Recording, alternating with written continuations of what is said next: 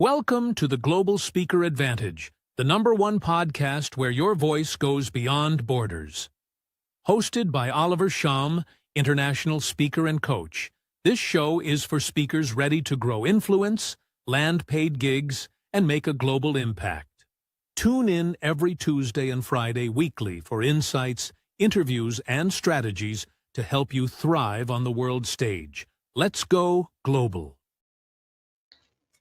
Hey.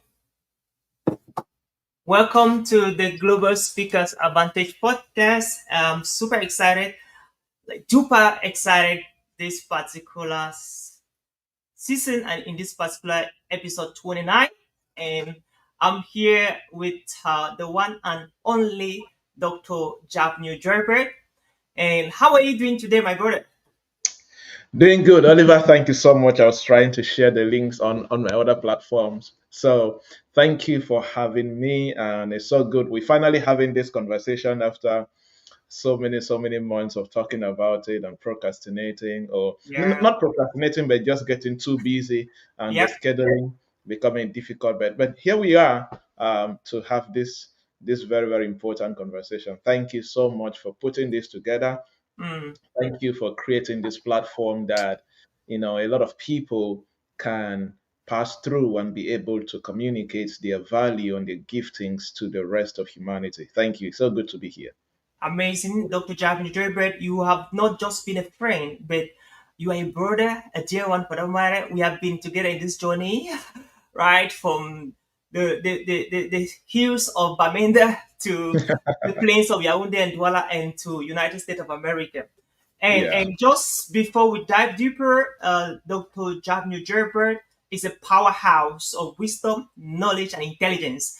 And if you're just joining in right now from any part of the world, Singapore, Germany, United States, you're joining in from United Kingdom, from Africa, Ghana, Kenya, South Africa, Nigeria, Cameroon, get your seat around the table, friend. And Dr. Javnyuy Joybert, I have a surprise for you. Okay. I have a special letter I've written for you. Okay? Oh, really? So we're going to start this letter. So the title of the letter is Legacy Letter to Dr. Javnyuy Joybert, to the man who refused to die. Dear Dr. Javnyuy Joybert, you stood where death dances, where bullets sang lullabies and shadows held guns. But the breath in your lungs said, not yet. I have got purpose to run. You escaped the grave not by chance, but by calling. A mission each in midnight prayers and morning fire, to turn broken stories into blazing empires. You failed, not once, not twice, not thrice, 4 times, and many other times. Yet, you did not give up from the floor. You rose with frameworks the world now pays you for. You teach not from books alone, but from blood, from bruises, and from the backbone. You build bridges where others see walls. You unlock gold in hidden walls. And you, Dr. Javnyuy Joybert, profit and purpose don't compete, they dance. And your dance has crossed 18 nations, over 5 continents, with impact in its time. Dr. Javnyuy Joybert, from embassies to enterprise, from refugees to revenue rise, you ignite legacies, not with smoke, but with truth in your eyes, sir. So I ask you this, man of fire and wisdom, if the world remembered you like this, will your soul rest satisfied? Or is there more still sealed inside you? With reference, Oliver Sham, host the Global Speakers Advantage podcast. Dr. Javnyuy Joybert, what do you have to say? That is definitely a thought out perspective and letter, and it cannot come from somebody who knows me closely, somebody who is kind of in my close circle, and that was very thoughtful of you, and in very few words you have captured some very challenging moments of my life.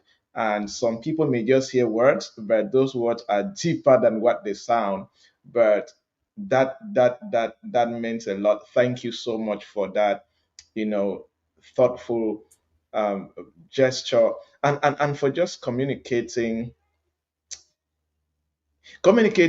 me from your perspective, right? And Mm, that means a lot because we are in a hyping generation. We are in a generation where many people want to be impressed mm, and want to impress other people.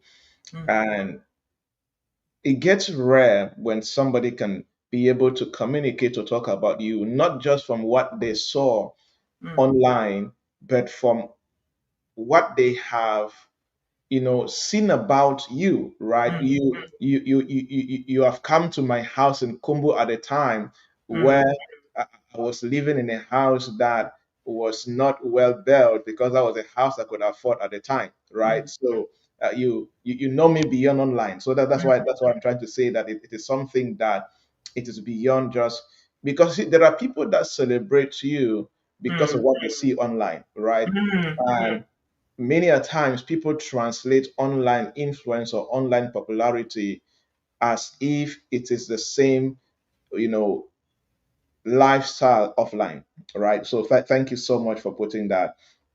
And you asked a very important question towards the last part of that letter. And you know, as a believer and as somebody God has entrusted with some things to do for his kingdom, I'm also very committed that I abide in Christ genuinely, authentically, and according to the word.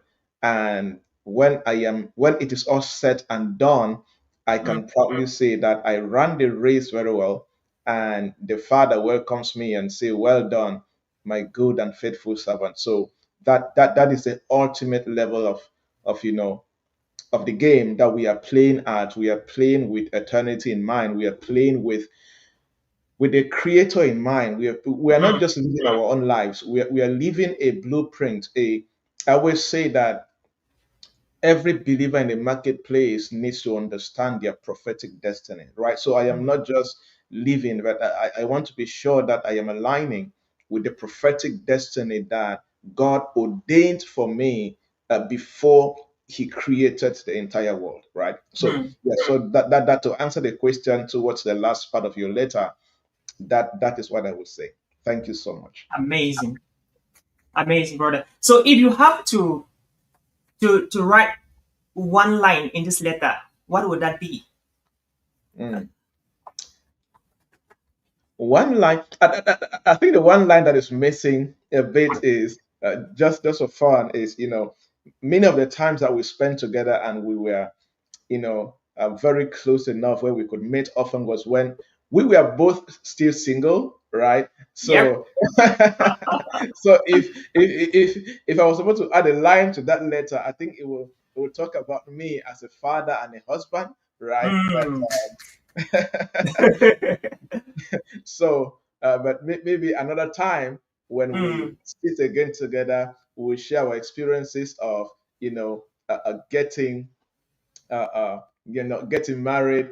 We have known Mm. each other when we were single brothers and hustling and That's building right. careers and purpose. And now we're still doing the same thing we're doing Mhm. as single brothers. But now, Yeah. what is the difference with family at play? What's the difference with a wife and with kids around us? That's a Mm. conversation that we're going to have very, very soon. Yeah. Absolutely. Great. And so let's dive deep to how to turn your purpose into profit. I'm excited about this. And Yeah. the young people around the world that will be watching this, our conversation in this Yeah. podcast, they will definitely be not only blown away, be edified, empowered, equipped on how Mhm. they can begin to convert those monetary talents, giftedness into Yeah. actually the real money value that they deserve. And Absolutely. so, doctor, most people are told to follow their passion, Hmm. but has passion alone ever paid bills? What is the brutal truth people need to, when trying to monetize their passion, people need to Hmm. hear when trying to monetize what they really love doing? Yeah. To answer that question better, let us start from the idea of purpose, Mm, right? Because passion alone in thin air cannot last, you mm, see. But passion that has the right foundation, and the foundation being purpose, is going to last. Because you can say, passion is that fire, passion is that high level motivation, mm, or that structured self discipline that keeps you going in pursuing your purpose or your career or your mission, even when things are not okay. Years mm, ago, I said that passion is what keeps you going when the millions are not yet coming, right? mm, And if you don't know clearly your purpose, passion will be difficult. So many people use passion and purpose interchangeably, which is not supposed to be so. mm, So I think we should be talking about purpose monetization, and mm, then how does passion helps you to keep pursuing that purpose. Because, for example, like you, Oliver, you discovered your purpose in helping people to become better in facing the public, or using public speaking skills mm, to manifest their careers and their businesses and so on. But you have been able to keep living this purpose because of passion, because mm, you don't just like it, but you are passionate about it. And passion has character, passion has attitude, passion has evidence. The mm, evidence of passion is that when things are not going the way you expected, you are still mm, doing what you're supposed to do. That is the attitude of passion. So people that give up, they people that give up on a path that they have chosen to walk, one thing that happens is that their passion dies out, mm, right? So passion is that fire. Passion, I in the first part of my life, I grew up in a village known as Kwansot, right, in mm, Jakiri subdivision in the northwest region of Cameroon. And um, to light the fire, sometimes you will need kerosene in order to ensure that the fire is lighted up faster and it keeps burning, right? So passion mm, is like the kerosene that you need to add to the firewood. So your purpose is the firewood, and your mm, kerosene is the passion. And the mm, more kerosene you have, the more fire will be burning around that firewood, right? mm, And sometimes when we wanted to farm a forest or farm a big bush, we will take kerosene and pour around the farm and then light the fire, right? So mm. that the fire can burn faster, or Yeah. things like that. So now, the place of passion around purpose monetization is that for many people, they will not be able to start making money from purpose immediately. Mm, So, the thing that will keep you going when the money is not coming is that passion, mm, right? So, we cannot go to that question and begin to look at how do you monetize your purpose even though you're very passionate. So, mm, passion is not enough to monetize purpose. mm, So I always say that my argument is that to passion, add the business part of passion. If you are mm, just passionate without business models that can enable you to start making money from that energy that you are putting into that purpose, you're going to give up very soon. mm, You see, so to answer that question is people need to start establishing business models mm. around what they are passionate about. Yeah. I love that. Mhm. That's so brilliant. When you were relating about the story of how we grew up and kerosene and firewood and lamps, I was like, oh boy, it took me back to the nostalgia of growing Yeah. up in the village. And it was such a privilege for us to have that experience of using the Mhm. bushland. And some of our Gen Zs, they might not understand that experience, but it was really fun and worth it. Yeah. So, can you take us back to time when your passion almost became a liability? And how did you pivot into a profitable platform to the extent that you've spoken in 18 countries and a number of continents and still counting, Dr. Joybert? You know, I think that one of the things that helped me early on in this industry in terms of, speaking, training, consulting, and coaching, and trying to build institutions was that my background was in business, right? Like in Cameroon education system, I did what they call commercial education. So I was Okay. kind of exposed to the business part of things, like reading economics and commerce and accounting and Hmm. business mathematics earlier on. And in high school, I did purely business program. I did accounting, I did marketing as a course on its own. I did Hmm. commerce and finance. I did what's another course? I did business management as a course on its own, right? So Hmm. many people don't have that luxury or that privilege to do that. So when I started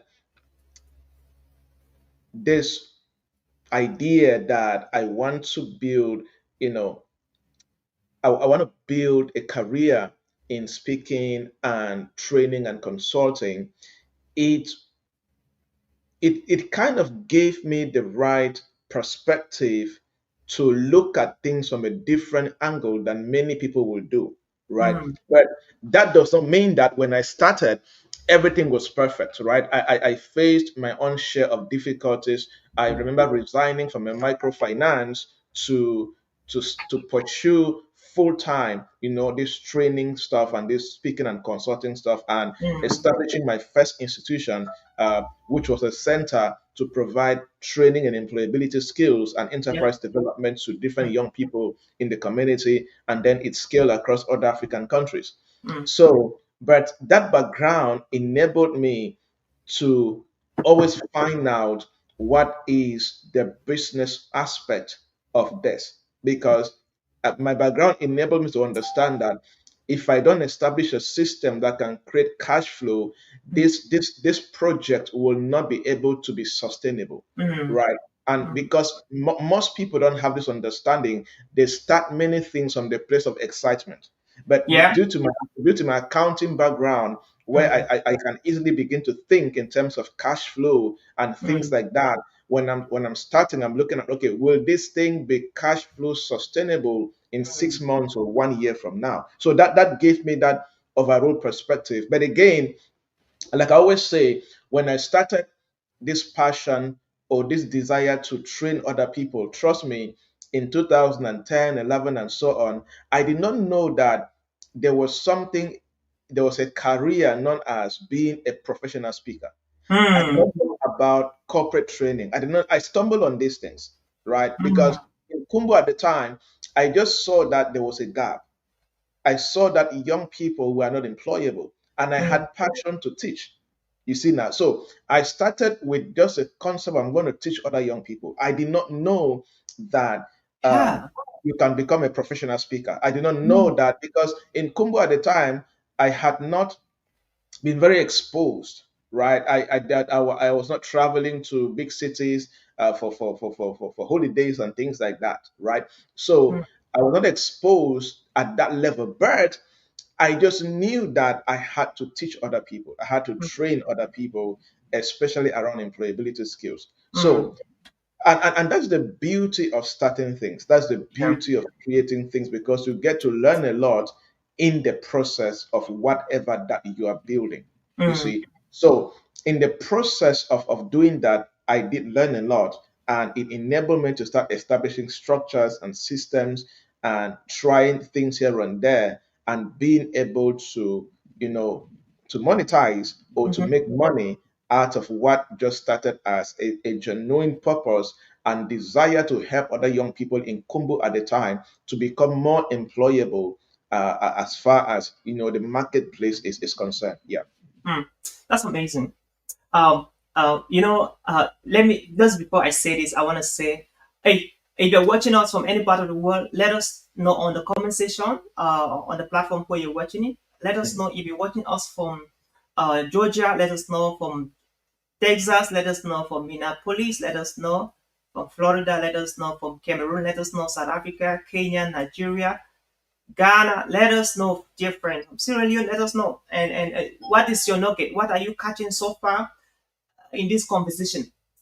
Let us know on the comment section where and which part of the world you're watching also. And Dr. Javnyuy Joybert, you're one of the person that's too dear to my heart for a couple of reasons.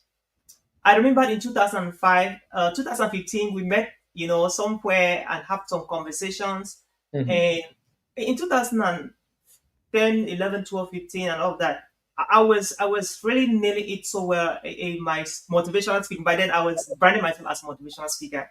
So after we met, we had conversations, and from then, you really amazed me with your result. You were nailing it. You kept nailing it.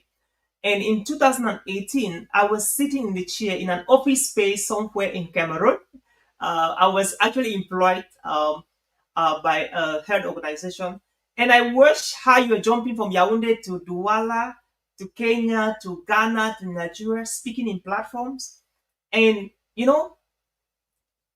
tears run down my cheeks. Like, I was like, this is my friend. This is my brother. He is doing what we have always loved to do. And I am stuck here. I'm confined in this office. I'm confined in this chair. And I promised myself that I was going to do just this thing that I've always loved to do, that are two people I wanted to do, that I grew up dreaming and craving and letting people know that I want to do. And Mhm. that motivation from you at that point was just a perfect fit for me. Yeah. And because you were the only guy in Cameroon that I knew, that I was connected to, that we were together, that was nailing it as I wanted to. And that put me on fire. And that motivation brought me back the energy I needed to be doing what I'm doing today. And eventually today, we have been doing what we love to do. And so I want to take this opportunity to say thank you. Now, what do you have to say? Just a Sorry, little. let me come before you answer your next question, right? Yeah. You are thanking me, and I've always said this openly, right? Despite what people may see or say, but I at the time, that 2015, like I said, when I started training in my town known as Kumbu or Banso for many people from Cameroon, like I said, I didn't know that there was a career known as professional speaking. I didn't know that there was something known as motivational speaking. I didn't know, right? So, because sometimes when people see the result we have had today and the nations we have traveled, they feel as if we started perfect. No, nobody starts. Yeah. Nobody starts an expert. Nobody does, right? So, at that point, I was very ignorant, right? And then a friend of mine, Divine Vekichika, right? Oh, He yeah. was more exposed at the time, and then he was in Yaoundé. So he was the one who now came to Kumbu, and he was like, "Do you know Oliver Shum?"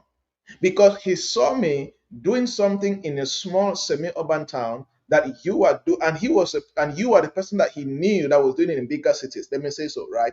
Mhm. Because you at the time you were already speaking in Douala, in Yeah. Yaoundé, the capital city, and so on. But me, I was just in Kumbu. I've never spoken outside of Kumbu at the time.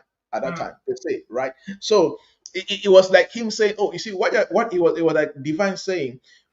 What you're doing in this small little town, mm, I know somebody that is doing in a bigger city at a bigger scale. You need to know him. That's what he said. And then I checked you on Facebook, and then I connected, and I left Kumbo that day purpose to come and see you, right? We met at what? I think it's my three. S-Bend my mm. three. Is it Yeah, yeah, S-Bend? yeah. Mm. S-Bend my three. And My four my center four, pole. yeah, Yeah. yeah.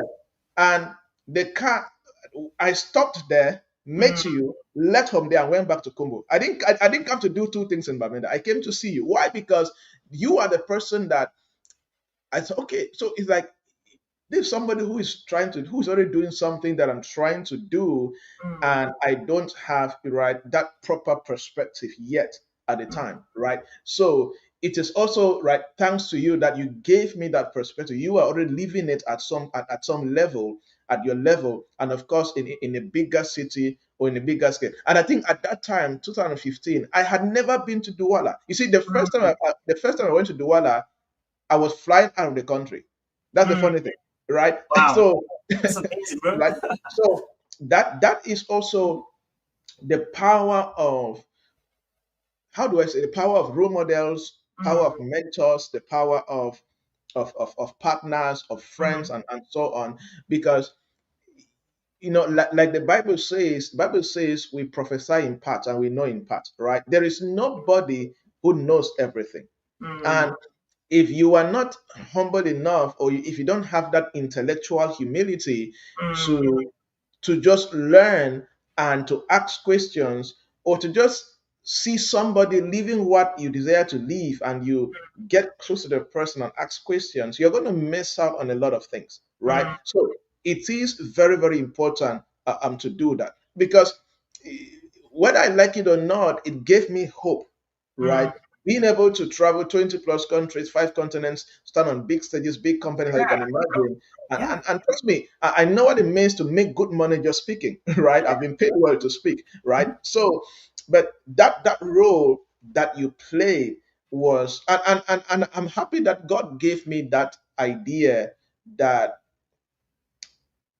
because sometimes when I sit outside like that, what made you pay? Because at that time, money was not easy, right? Yeah. Yeah. Yeah. That's right. So paying transportation from Mm. Kumbu to Balinda just to meet somebody that you see. They said, like, right now, I can Mm. happily pay a flight to Dubai, to UK, to Germany, just to see somebody doing things at a bigger scale that I want to do, right? Because it is also a form of spiritual transference. Because you know w- there are things that if you don't honor, you don't recognize, you don't Mm. appreciate, you cannot manifest them, right? Mm.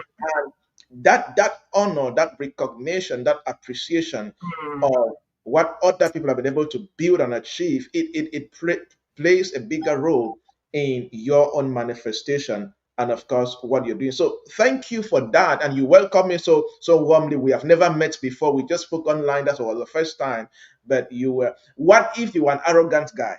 Mm. Right? What if you were a guy who didn't know how to receive somebody and just freely share? Look at, we have done things at different scales. I spoke in Mm. your event in Rwanda. We didn't even know that we're in Yeah. Yeah. Rwanda, Yeah. right? So how do guys who are from different villages, struggling families, meet up on international scenes doing Mm. different things, and then they're Yeah. like, "Oh, I'm in Rwanda. Okay, I'm also in Rwanda. Can we Mm. meet up?" Right? And and then the same thing has happened in the United States, and Mm. it's going to continue happening, right? And that's one lesson we can learn, which to Mm. me, it also encourages me, right? It teaches me a lot, right? It's Yeah. like, it's very important, and that's why I have never turned anybody who comes to me for questions down, especially younger people, right? Yeah. Because I know what it means to be there. I have, there are courses that I have recorded for free.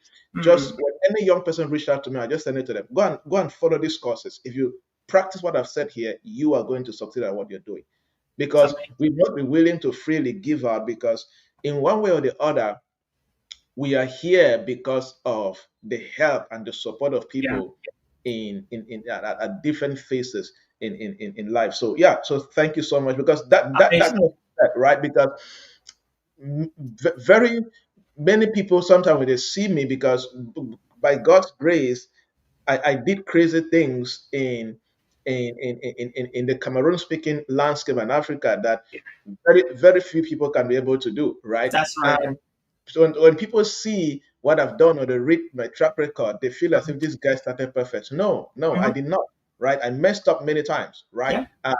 And Oliver played a big role Mm. in his own way to inspire and to encourage when he did. Like I Mhm. said, imagine 2015, what I was just, yeah, 25 years old by Mm. then, Wow. and kindly just what, doing something that you have no blueprint. Yeah. And then you see somebody who has the blueprint at some level, and just go talk to him. right? Mm, And that talk encouraged me. It gave me some kind of, open my mind and different things. So at whatever level that somebody is watching this, or at whatever level you are right now, mm, sometimes your next break is for you to talk to somebody on the other side, mm, right? And never be scared that they will not listen to you, right? mm. The worst thing they can do to you is to tell people. People still tell me no. I still reach out to people and they tell me no, which is Exactly. okay, Yeah. which is okay. And life goes on, right? Mhm. Life goes on. So don't feel bad that somebody told you no. Find the next person and keep on Mm. knocking those doors, right? Yeah, Wow, that's amazing, bro. And look at the ripple effect. 2015, I inspired you. I had no idea what that meant to you. And in mhm, 2018, you are the very person who inspired me, exactly. to quit my job and get to this full time. And you see, now what do you have to say to the young people around the world watching us right now on the importance of playing at your best? Whenever you have the chance, the opportunity, even when you don't feel like doing that, for the sake of those who are watching you and they're looking up to you, and tomorrow, Mhm. who knows, maybe they will be the ones to hold your hand up when you are plateauing and when you're failing. What do you have to Yeah. say to those who are watching us right now, Dr. Jaimon? You see, that is one of the most important secrets that anybody can learn in life, right? That at at whatever stage that you call me personally, right? I am bringing my A game, right? A I podcast love that. interview like this, a free event. I have spoken at event for free, and then somebody in the crowd pays Mm, me hundreds of thousands to speak in his next event, right? And if I did not bring my A game yeah. at that free event, there will be no significant impact that will cause somebody to happily, book me and pay me to be a keynote speaker at his or her next event, right? Mhm. There was something I used to say, and I still said that today, but at that time, Cameroon was my, landscape, and I always used to fondly say that I am going to become so good at this training, at this speaking, that whether you like Joybert or not, I don't care. But there's one thing you cannot do. You cannot ignore me, right? Yeah. And it was a personal mission. Like I made up my mind that, you see, and when it comes to this training, especially in strategy, I picked out key areas that I am going to become so good at it. I'm going to become so good at delivery that at some point you may not like me, but you Mm, will pay me for my expertise. And trust me, I have seen it happen. I have yeah. seen people pay me to do work for them, and they Mhm. go tell other people that I don't like that guy, but he's the best that we can afford right now.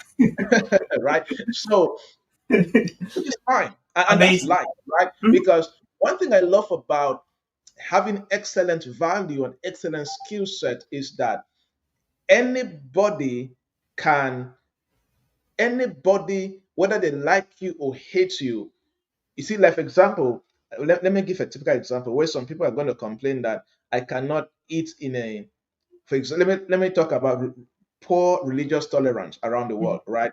There are things that some people will say that, oh, I cannot do this because it's a Muslim. I cannot do this because it's a Christian. And then I Mhm. asked one guy, when you go to a hospital, Mm, have you ever checked if the doctor is a Muslim or a Christian?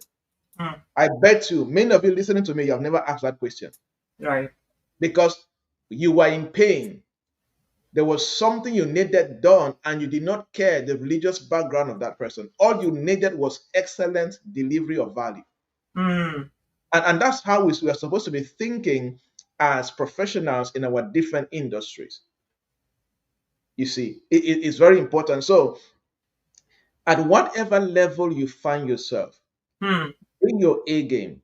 And this A game is continuous, practice, mm, continuous investment in refining your top skill sets that are critical for your industry dominance in whatever that you're building. mm. Yeah. Wow. Dr. Javnyuy Joybert, I'm so proud of you, man. Like, your growth is so amazing. It's such a testimony. It's such a breakthrough and it's such an inspiration to the young people watching us right now, right from the hills of Seoul, Tobin Square, the hills of Jigajamin Uku, the hills of Doom, the hills of South Africa, Johannesburg, the hills of, you know, Florida, the plains of Florida. It's amazing. So I just want to read what our viewers from around the world are saying. Joining from Douala, Gabriel Gangwa, amazing. Building industries with e- eternity in mind. Thank you, JJ. Mango Bless. Great media. This is amazing. Logitech Media. Akisa Bertrand, watching from Bamenda. Great job, Professor Akisa. Fonyo Katrin, I'm watching from Yaoundé, Cameroon. Beautiful. Joining from Yaoundé, beautiful. Joel Lobe, watching from Cameroon. Awesome, awesome. We have a lot of viewers watching from Cameroon. We have Mefira Larissa. Larissa is watching from Yaoundé. Fonyo Katrin, amazing. What is the story? You both inspired each other. Greetings, great speakers by Prosper with Senior. Kisa Bertrand, wow, it's amazing to know that you both inspire each other. We have a lot of people watching on. We have Gideon. This is great. No one can ignore seriously. Thank you so much, dear Gideon, Akisa Bertrand. Whatever level you find yourself, bring your A game. Oh, I love that comment from Akisa Bertrand. Yeah, yeah. I love that comment. So, this actually episode is sponsored by Talks, and just a quick 53 seconds uh, spot from Talks, and we'll be right back. Okay, so enjoy it. You have lived through powerful moments. You have overcome and you have grown. Now it's time to tell your story and get booked for it. At Talks, we are launching a powerful platform called Tell Us Your Story. And it's moment for you to shine. We will work with you one-on-one and coach you to be able to share your story with the world. And we will take your story, edit it, and list it in our platform, Talks. Let the world hear what you've been through and why it matters now more than ever. Spots are limited. If you're ready to turn your story into your stage, now is the time.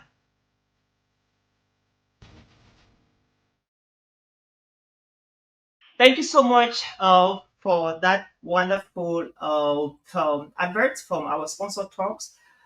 Dr. Javnyuy Joybert, you have helped many young Africans build companies from scratch. Not only in Africa, you help people from Europe and many clients from Canada, United States of America, and other parts of the world, Dr. Joybert.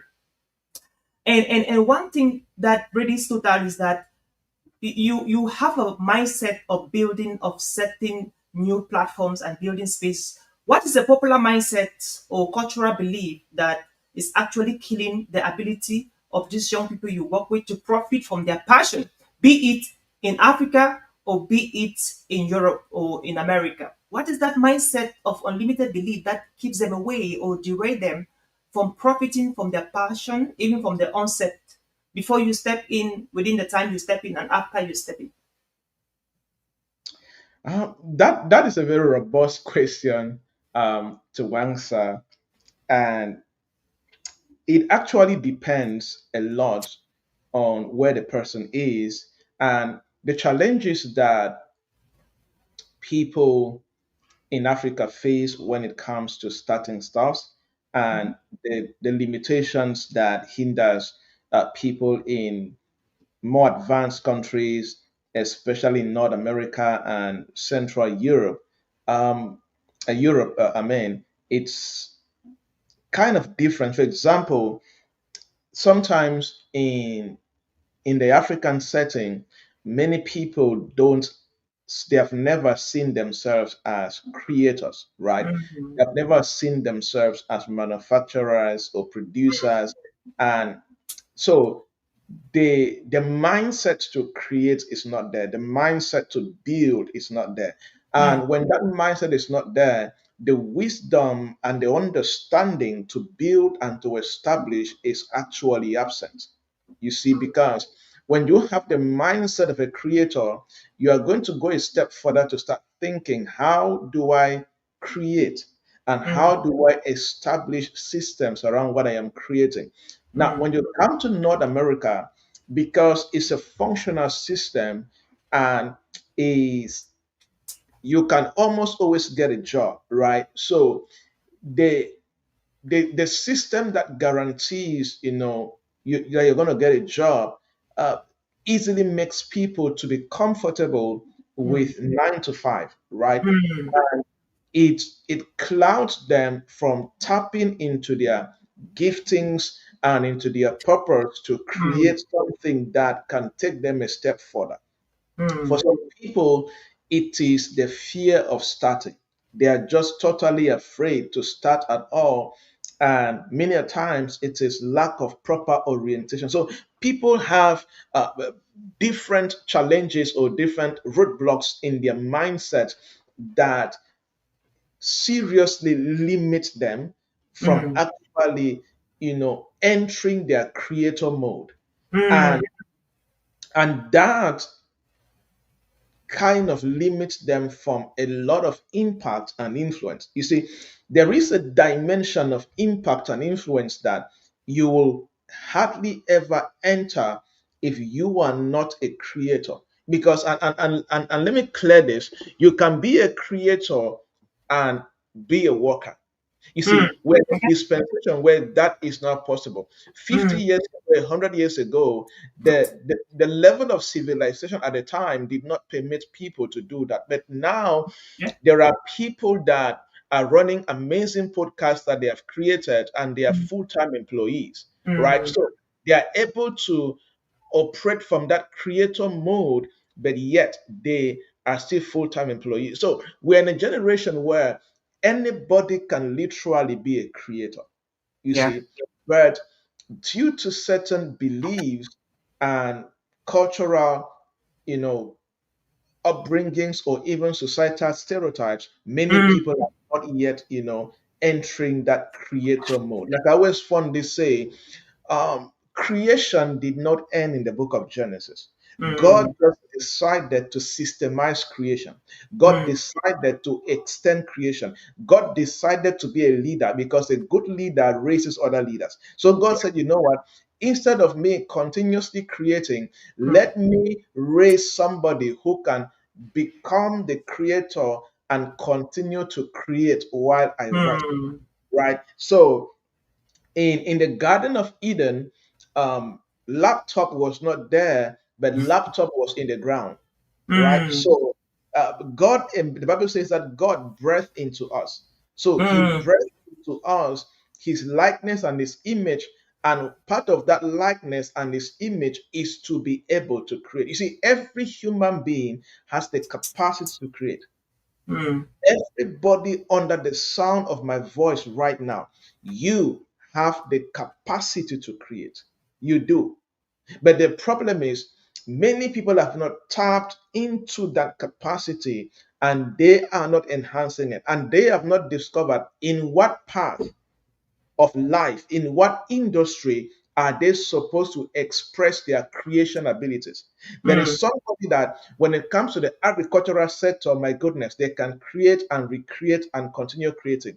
There is somebody that, if you give them technological tools, they will create tech, you'll be amazed. But yeah. if you put that same person in a classroom, they cannot create different lesson plans, they Mm, cannot create different curriculums. So mm, we are all creators, but the point is, there are certain societal beliefs mm, or wrong educational systems or curriculum that mm. has limited people from really manifesting the fullness of their creative abilities. But I everybody love can that. create. So we need to first of all start breaking and looking at what is limiting me from creating, Mm. and you address that negative pattern or negative belief and Mm. enter your creation mode. Yeah. I love that. So let's look at it from two perspectives, Doctor. Number one, the perspective of people who create institutions like schools Yeah. where people come and they're educated. And number two, the people that need to do the creation, Hmm. irrespective of whatever institution they choose. Yeah. What advice or recommendation do you have to institutional leaders who create institutions and deploy people to those Hmm. institutions where they have to consume their curriculum on Yeah. how to design it in a way that it enables those heroes to create, to bring out their genius, to bring out their superman or superwoman Yeah. after by the time they're graduating. Number two, what advice do you have to give to those who are watching us, thousands and millions that will be watching even after, on how they can align themselves in order to equally or evenly distribute their creativity abilities in Yeah. the things that matters, in the niches that matters, not Hmm. experimenting here, there, now, tomorrow, after tomorrow, and all of that. What do you have to Hmm. do? Say to those two institutions, both the Yeah. institutions creating the educational system and the individuals that they have failed. Maybe the institutions mismanaged, mishandled, and misinformed or Hmm. miseducated them, and they are at the point where they are confused, like, what should I do with my life? Hmm. Well, that's a very great question. And to address those two questions, we need to organize two separate master classes on that. I Right? know you do a But, lot of that but, already. but in this is a conversation that I have had with many university chancellors, vice chancellors, proprietors at different levels on refining curriculum that can meet up with the current society where we are, and especially in terms of let's especially in the African setting. There's even an article I did, and I was arguing that the current education system, let me not say current, but let's say in the last decade, because there's a lot of improvements now when you look at, because uh, um, in 2015, 16, 17, I used to lecture in a university, right? So I know the management courses, business management course, or the business faculty. So when I looked at the cost structure and what was happening in the marketplace, there were a lot of discrepancies. But now that is changing a lot. When you, it's not like in Cameroon, when you look at the current HND curriculum, it has greatly been improved, although there is much work that should be done. But when I looked at it, I appreciate the drastic change and the new additions that they have added. So what am I trying to say? That those who are in higher education, even high school or even primary schools, they need to be they need to create a dynamic system, or a system that can enable improvement consistently, Mm, right?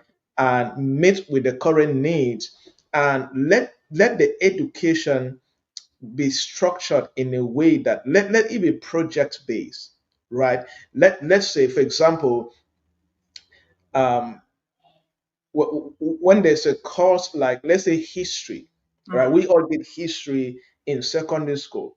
We should not just sit in class and copy notes about the history of Cameroon, but mm, before Form 5 or before high school, can we create a system where the students can create a project mm, around you know writing the history of their family right mm, to the fourth generation. You mm. get the perspective, because Yeah. when you get things hands on like that, Mm, you put them anywhere, or you put a student anywhere, they're going to survive yeah. because they have become skillful in certain things. One thing about history is knowing how to tell the history. I Mm, did history for 5 years, but I was terrible at storytelling. I did mm, literature for 3, 4 years, but I was terrible at storytelling, right? mm, But those are things that, so we have to become hands on. And secondly, we have to create courses based on the needs in the marketplace. Like, I was having a mm, discussion with some university proprietors and founders, and I told them that, look, gentlemen and ladies, if your banking finance faculty does not yet have cryptocurrency as a subject, as a course, you are late. I was mm, challenging them. I was talking to journalism. I told them, if your journalism department does not have a subject that can teach people how to run blogs as independent journalists, how to mm, run YouTube news channels, you are already behind news. Because we are in a generation now where there, for example, me, I don't, a true consultant will never trust traditional media for any mm. news. You see, we don't trust CNN because these are they are programmed, right? Yeah. So if you want real news, you people prefer people who are truly seeking objective, analysis. They don't consume mass media. Mm, They consume independent journalists who are objective in their analysis and give clearly what the people need to hear. You see, so I was talking to them. I said, look, if you are doing marketing and you don't have independent courses mm, on how to run Facebook ad, on mm, how to run Instagram ad, you don't have independent courses like that, you are late. You are training young people, you are giving them knowledge that will be useless in the marketplace. mm. You see, so so that's the same thing. That's still my message right now. Mm, And for for the young people, one of the most important skills that anybody can have right now is the ability to question things, is the ability mm, to unlearn, relearn, and keep on learning. Because the world is changing so fast. And mm, one of the most important things that a young person can do right now is to create a system around them that keeps them updated about the major things happening in their industry. industry. Mm, Right. So let's say you can subscribe to newsletters, you can subscribe to top universities, you can subscribe to research think tanks, you can mm, subscribe to all these organizations that they are so good at releasing new ideas, innovation, perspective of where the market is going to or where your industry is going to, and you start learning those things practically and enhancing them. When you are able to operate from this perspective, you will hardly be left behind and you will always be 10 steps ahead of majority of the people in your generation. Yeah. mm, There's so much to say about that, and but there's a lot that needs to be done, and we need to come also to a point where there is a proper collaboration between academia and people in the marketplace. And that's one thing that the United States got so right, right? yeah.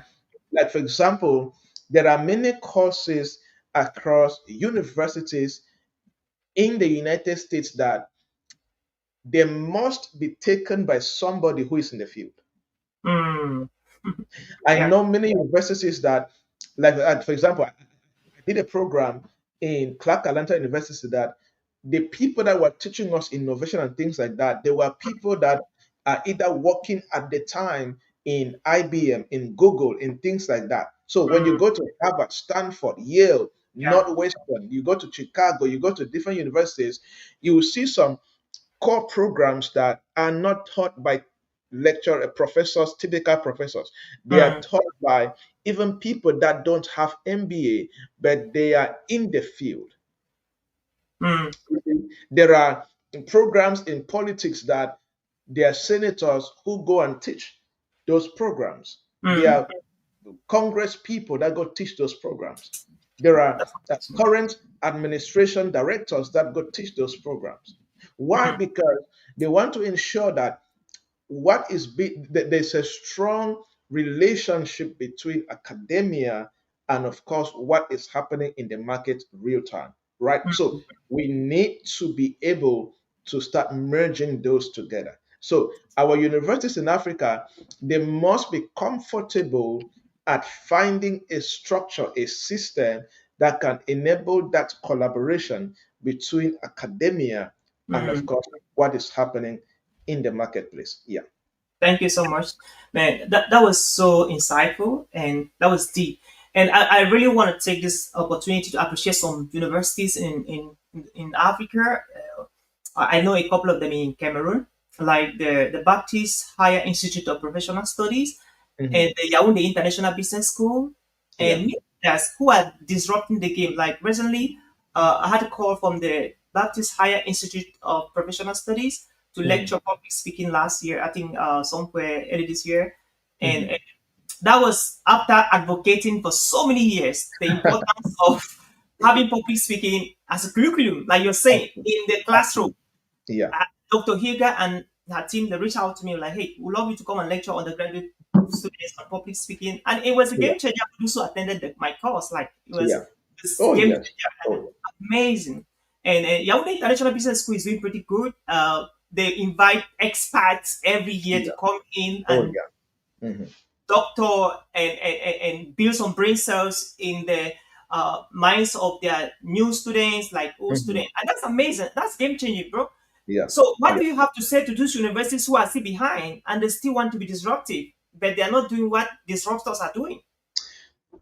You see, one thing I also think that is lacking with most of those universities is that they want to do it, but they don't have the capacity to do it, right? Mm, And that's why there are some universities I know that they have created positions known as, chief innovation officers, mm, or they have created a vice chancellor position and mm, given to somebody who can relate with the marketplace and create programs within the university that can bridge that particular gap, right? So most of the universities, they need to hire experts, yeah. right? Who can create a system, create a structure. Create. I've done that for a few higher institutions.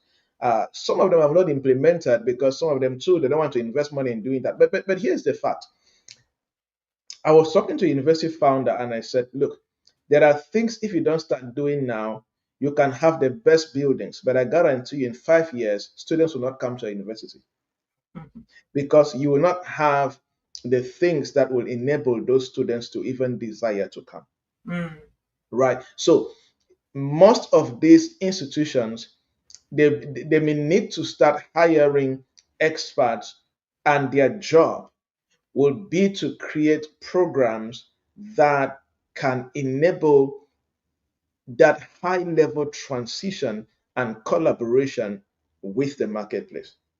mm.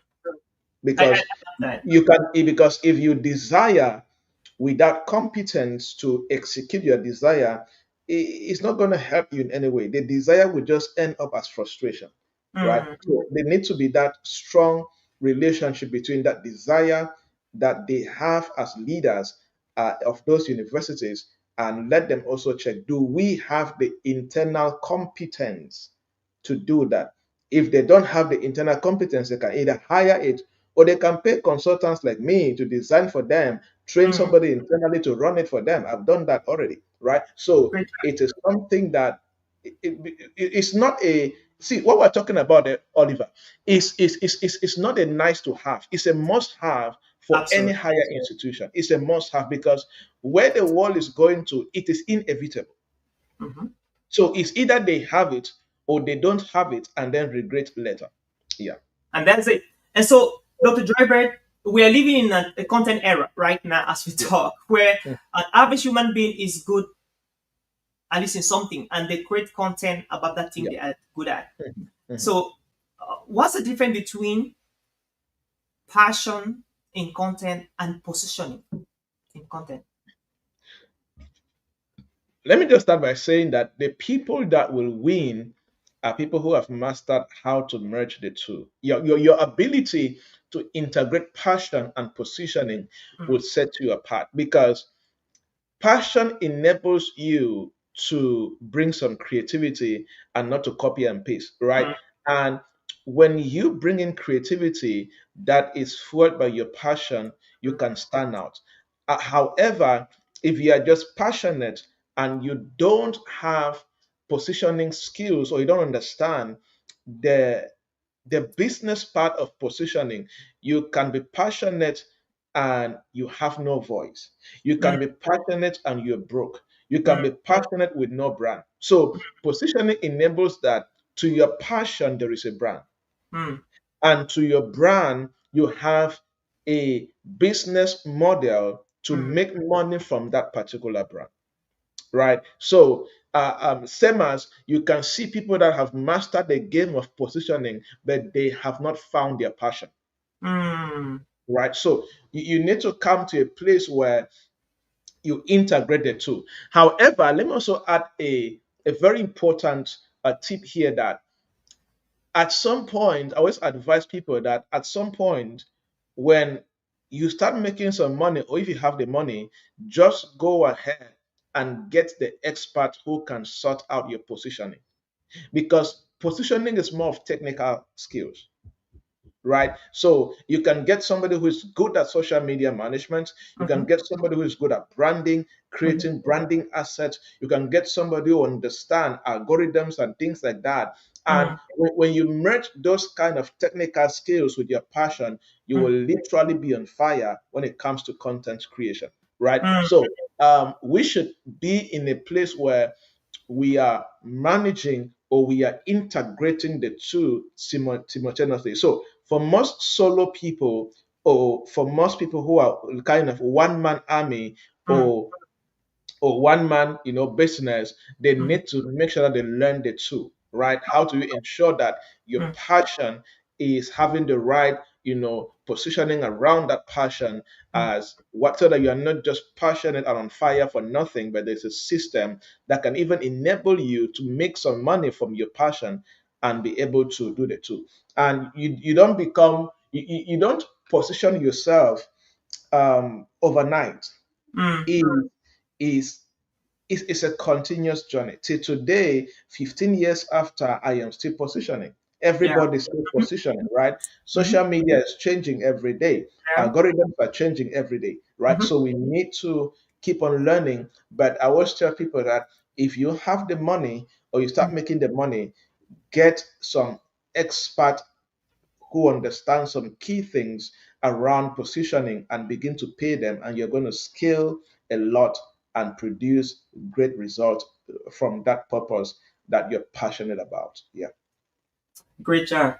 You know, Dr. Joybert, I had this thought a few days ago, and I was like, one of the craziest and disruptive niche for authors now is writing any book about social media, growth, algorithm, systems, scaling up, because it keeps changing every second, Yeah. every hour, every day with AI and all of that. So the question I have for you, Doug, is this: if you had to delete all your social media accounts right now as we talk Mhm.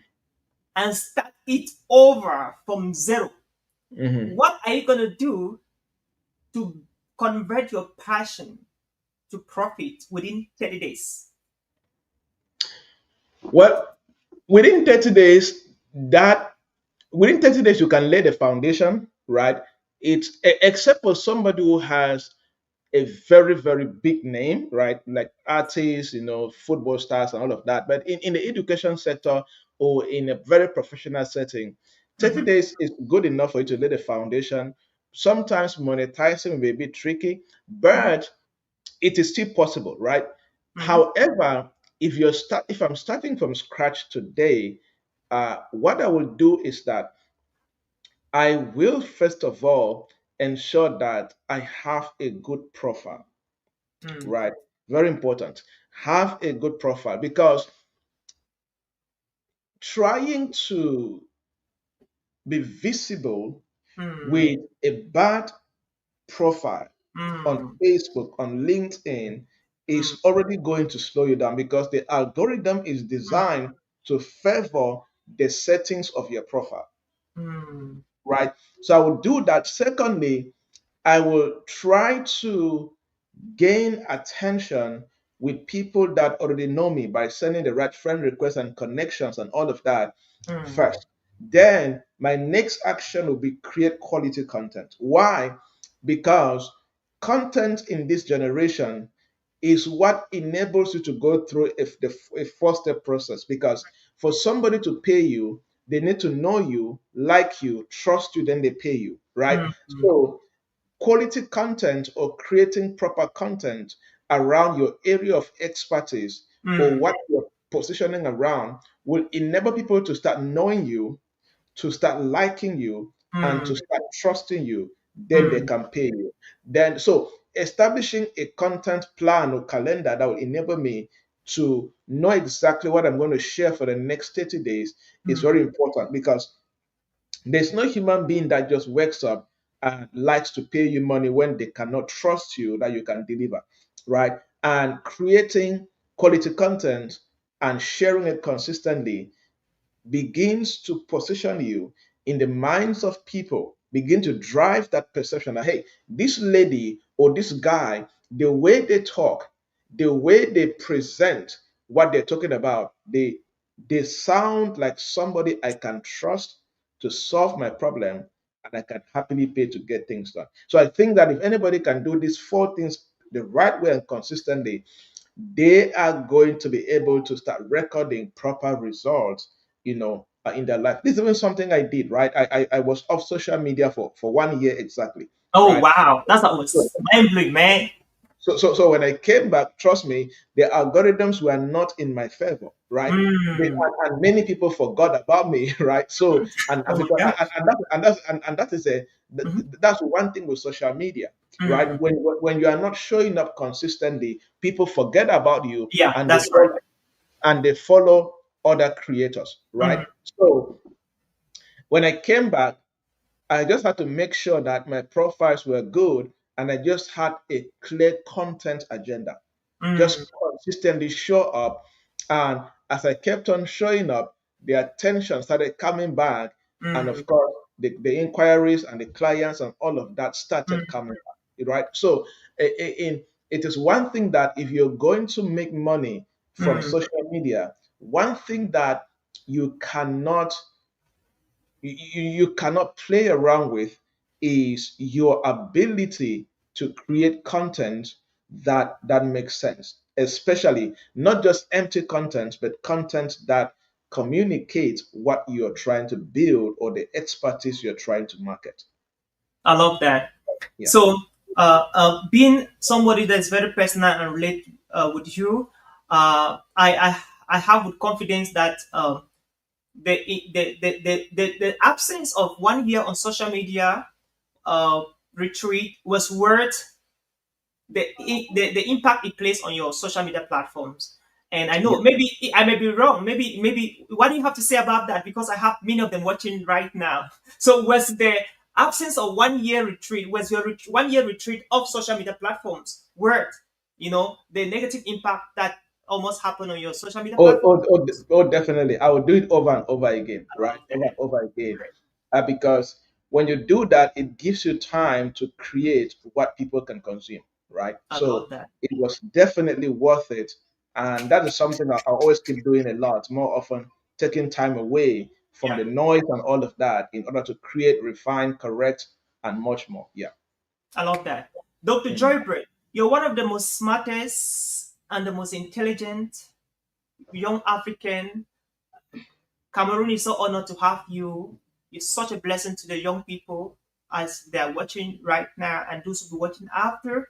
Being one of the smartest communicator that Africa got, and right now in the United States of America, what do you have to say to the 19 years old young girl from Bamenda watching you right now, or the 21-year-old young boy from the hills of Chicago watching you right now, who is going through trauma, depression, anxiety, battling with lots of pains, trying to build a business, trying to build a career, trying to set up his or her life, on the importance of staying focused, being resilient, and looking up to the goal and not paying attention to distractions and sidetractions, please.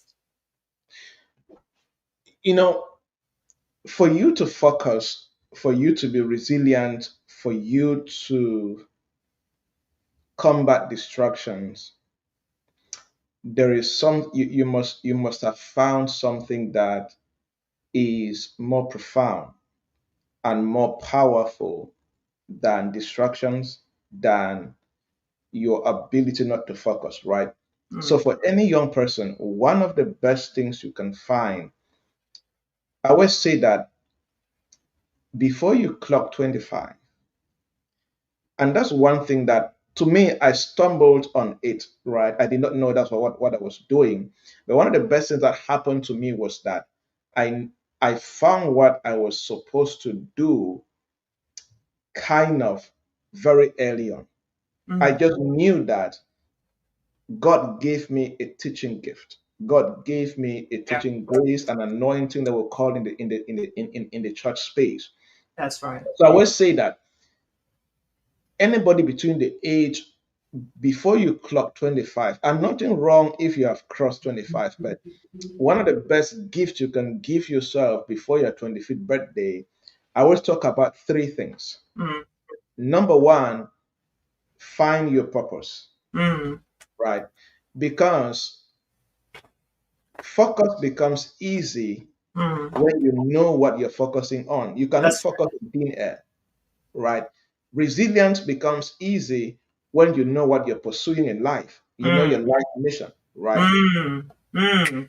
Curbing distractions become easy when you know where you are going to redirect the attention to, right? Mm. So discover your purpose, and sometimes it is not that easy for many people, right? Mm. Now, the second thing is Mm. clearly identify the industry that you are going to become a key player in on earth. You understand? It's Mm. very important. Many people have not found that. Many people just look for jobs aimlessly, or Yeah. they just start businesses. But I think that one of the most important things that a young person can decide is saying, as an individual, as a person, Mm. anything I'm going to build Mm. will be in this industry, Mm. right? For some people, it could be technology. Some people, it could be agriculture. Some Mm. people, it could be Communication. You. communication. It could be education, Mm. healthcare, or whatever. Pick it, right? Because that way, it enables you to focus and to be resilient around something. And then number three, very important, is do a lot of projects, start a lot of things and fail. Because there, there, there are many things in the journey of life that Mm. you will not be able to develop by reading books. Mm. You cannot develop courage by reading a book. Mm. Develop courage by failing through projects. Mm. Right? There is a certain dimension of resilience that you cannot read a book on resilience and become a resilient person. No. Yeah. You need to go through some tough seasons in your life. Mm. Then you are going to know if you're a resilient person. Right. So, and there are some things in this destiny that if you are not building things, you cannot learn. Mm. Right. So, purpose, find your industry, and Mm. happily start many projects. Mm. I Happily love start. that. You can even decide, I know what, I'm going to organize a birthday party for my friend. That's a Mm. project. Yep. Treat it like that. Go through that thinking, go through that research, go through that review, go through just lead things. Go to Mm. church and take something and say, you know what, the church is planning to do this. Take part of that project and execute it on your own. I Mm. am telling you, anybody, I have sat on many recruitment things. I have recruited somebody who I was trying to investigate. Have you ever led something? And she told me that she planned her sister's wedding. Mm. I I recruited her for that particular thing. Mm. There were other people with master's degree and they have never started anything or run any project in their life, not even a family project. You see, so put yourself in a place where you are starting and running projects. It's going to change you forever. It's Mm. going to I love change you. that. All right. Thank you. That was powerful nuggets there. You're a man of faith, Dr. Javnyuy Joybert, and we cannot end this podcast without you letting know you have an international ministry and it's expanding almost at the speed of light. And the Lord is using you to heal people from cancer, heal people from dreaded diseases, almost incurable diseases. You are able to pray and people get their recovery and healings and deliverance. What is the role of faith in us fulfilling our purpose and monetizing it? You see, man is in three phases, right? There is the spirit, the soul, and the body, right? Mm, So every man is spiritual, right? There is a strong role that spirituality has in fulfilling destiny at the highest level. There is a level of destiny fulfillment that you can never experience if you don't understand the role of spirituality. That is why there is a lot of occultism. That's why there is a lot of sect. That's why there is a lot of witchcraft. That's why there's a lot of these things here and there. Because whether is demonic spirituality or the kingdom of God spirituality, at a level, there are things you cannot break through if you don't understand how to play, how to be skillful in spiritual things, right? And faith in God, and I always boldly say this, you see, my true manifestation of purpose started making sense in, I think, around April 2013 or 12, when I found Christ for myself, not just the Jesus I knew because I was born and raised in a Christian family and around the church, right? There is no way I can talk about the works I have done in the marketplace across different continents and nations and hundreds of cities without clearly communicating or showing you that, you see, on this day, in this month, I saw the miracle of God at work in my career like this. mm, I can tell you things that I prayed for mm, and God answered in this way, right? mm, And unfortunately, many people are very ignorant about the role of spirituality mm, in who they're going to become, right? mm, And many people, until they come to that realization and make a decision and really transition from religiosity, from just mm, being churchy, into genuine, authentic, you know, Christ rooted spirituality. mm, Other people have chosen their own path, right? That's people choose witchcraft, occultism, and things like mm, that. That's their own path that they choose. But what I'm trying to say is that in the marketplace, there is that battle of territories. mm, And many people are not just coming with their brains. Many people are not just coming with their strategies. mm, Many people are backed by altars and native doctors and chief priests from different, settings of this, of whatever, however you want to call it, right? mm, So I cannot talk about my journey in the marketplace or my journey in across the industry and across different nations without clearly, openly, without any shadow of shame and regret, acknowledging the role of Jesus Christ, the leadership of the Holy Spirit in where I am, and of course, where I am going to. You see, and you cannot convince me. I have seen the power of God at work tremendously in my own life and in the lives of the people that I have had the privilege to lead a ministry to with, right? So people need to have a deeper reflection around that, a deeper discussion around that. mm, And people need to go beyond just the church setting that they grew into.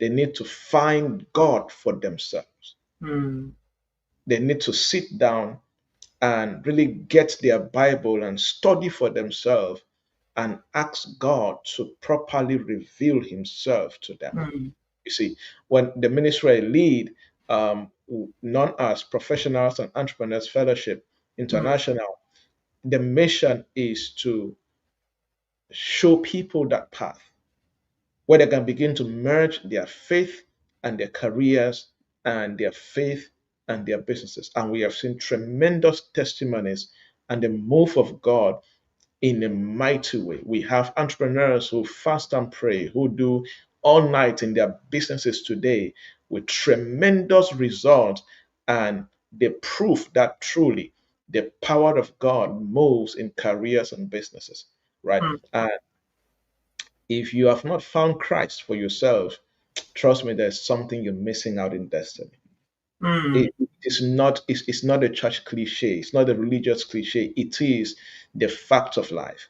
There is a God who created you and I, who created the heavens and the earth, and you're only safe, you're only going to win if you're playing alongside Him and in total surrender and alignment with divine principles that He has laid down for functioning here on earth. You see, and many people are struggling to win in life because they have no idea that there are divine principles that run this life, I got you.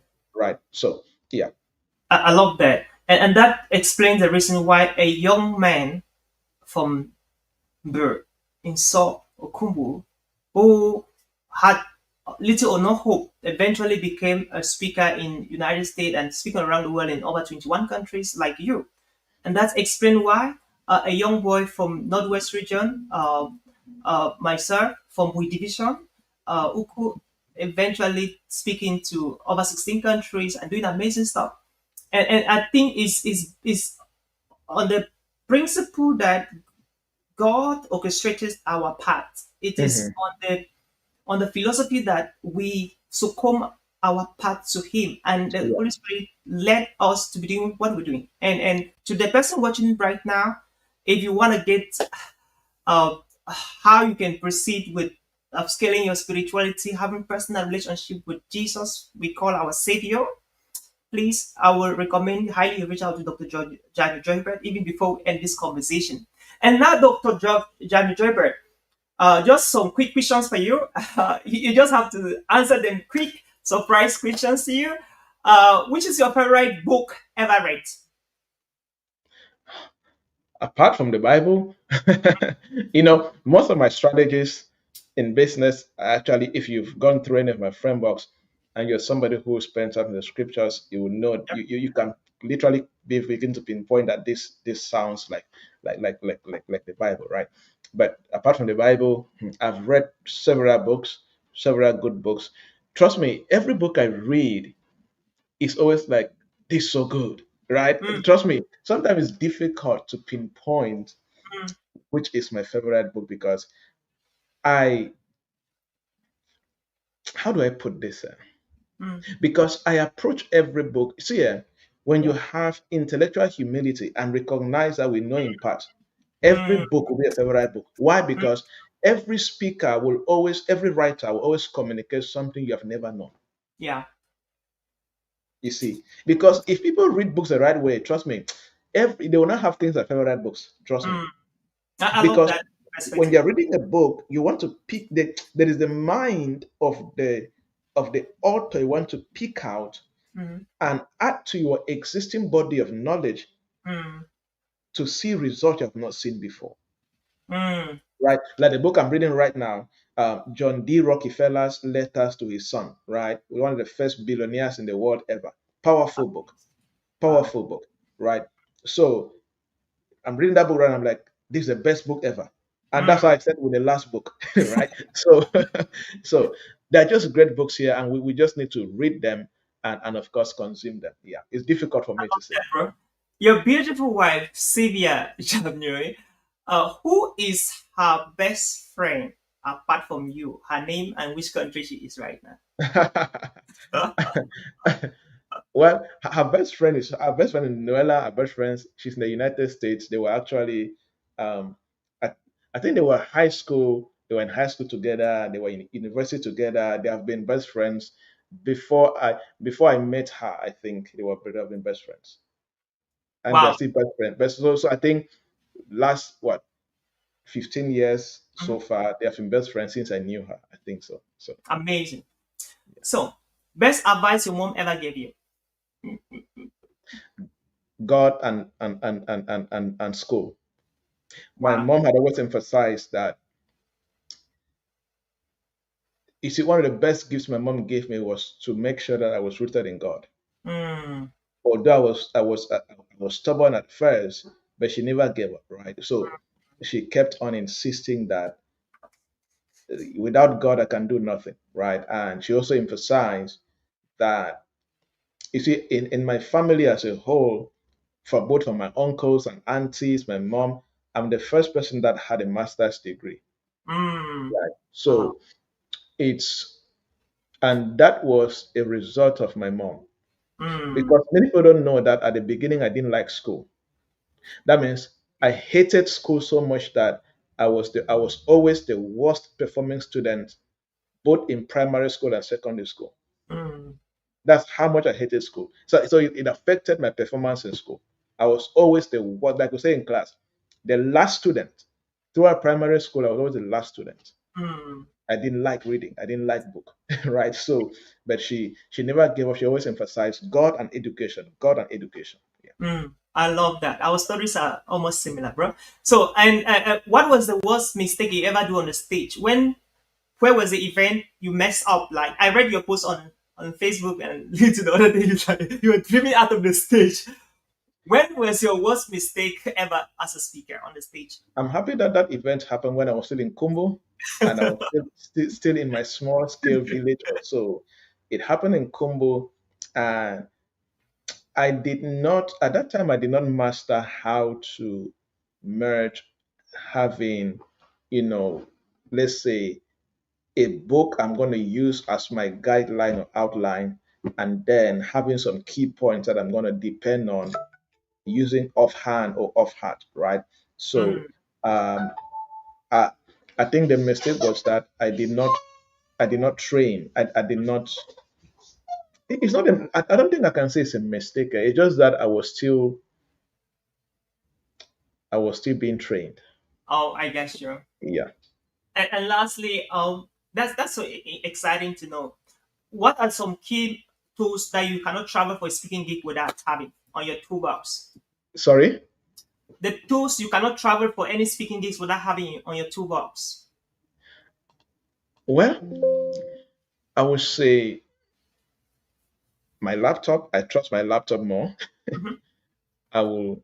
Uh, I always have a flash drive. Mm, Every presentation I have, you'll mm, find it on my laptop, my flash drive, and in my Google Drive. mm. I always have the pointer. I have my own pointer that I have it all the times with me because I Yeah. use it. Yeah, so because I always have spare battery for my pointers in my Mm. bag. Oh, I love that. Yeah. Yeah. Great job. Wow. Wow. What's an interview? So thank you so much, Dr. Jamie. We had a lot of comments pouring from Facebook. Noel is like, this is so powerful. Look, as duty asanga is like, failure is a tool to help build some capacity in you. Do not do a lot of projects. Amazing. So we have Dixon is saying that Dixon said, so much wisdom. Thank you so much, sirs. Then Prosper has summarized almost all the things that we have said. He said purpose, discovery, choice of your industry, like communication, education, technology, whatever. Amazing, amazing. Thank you. Joel Lobe is like, in the marketplace, there is a battle of territories. And of course, Pastor Luke Asanga says, every beginning starts with God. I love that. And so many other comments that we may not have all the latitude of time to read everything. Thank you so much, Dr. Jamnyuy Joybert, a dear friend and a brother. And it was such a privilege for us having you here at the Global Speakers Advantage podcast in our St. Louis Park studio, Minnesota, United States. God bless you. Thank you so much for coming. So, any last word? thank you so much for having me. It was a very, very insightful conversation. And I'm sure we're going to have part two of this because Absolutely. we there is still so much. We have not really spoken about the how to turn passion to profit. We just laid the foundation. That's Uh, right. there's a framework I've used over and over with different people Mm, that we're going to have part two to share so that because I love to give people a step-by-step process to yeah. follow in detail to really achieve what they should be achieving with the knowledge that they got. So part two of this, we're going to handle that. And Mhm. there are many important things that we shared from our experiences in this particular episode that people should just relate with it, pick the lessons they can pick, add what they have, and keep on executing. And I believe that when you put God first and do your part, Mhm. trust me, there's nothing that can stop you. Yeah. I love that. We just put together the notes and the bolts and the notes for this. And of course, I know you have the notes and the crannies of the in and out of setting up from passion to purpose and monetizing it. And obviously, we would love to have another part B of this podcast. And Dr. Javnyuy, how can people reach out to you if they want to book you to speak in the event, physically, virtually, around the world, or physically around the world? And what are the social media platforms you would like to send people to check you out, please? Yeah, I think anybody can reach me easily on any social media platform. Just type Javnyuy Joybert or Joybert Javnyuy. That's a very unique name. You will not struggle to find find my account details. Just send me a DM. I reply all my DMs myself, and I will happily reach out to you. Oh, what an opportunity that they're reaching out to you directly. And dear friend, that was how we got it for our 29th edition of the Global Speakers Advantage podcast. Dr. Joybert, extend our heartfelt and warm greetings to your beautiful family, your beautiful wife, and your amazing kid, and to wherever you are right now. To our viewers, thank you so much for watching and sharing and commenting and the love.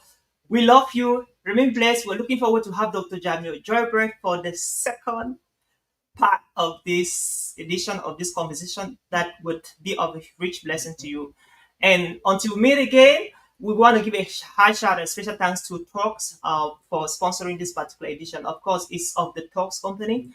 And thank you so much, Talks. And until we meet again, see you next time and enjoy the art. You have lived through powerful moments. You have overcome and you have grown. Now it's time to tell your story and get booked for it. At Talks, we are launching a powerful platform called Tell Us Your Story. And it's moment for you to shine. We will work with you one-on-one and coach you to be able to share your story with the world. And we will take your story, edit it, and list it in our platform, Talks. Let the world hear what you've been through and why it matters now more than ever. Spots are limited. If you're ready to turn your story into your stage, now is the time.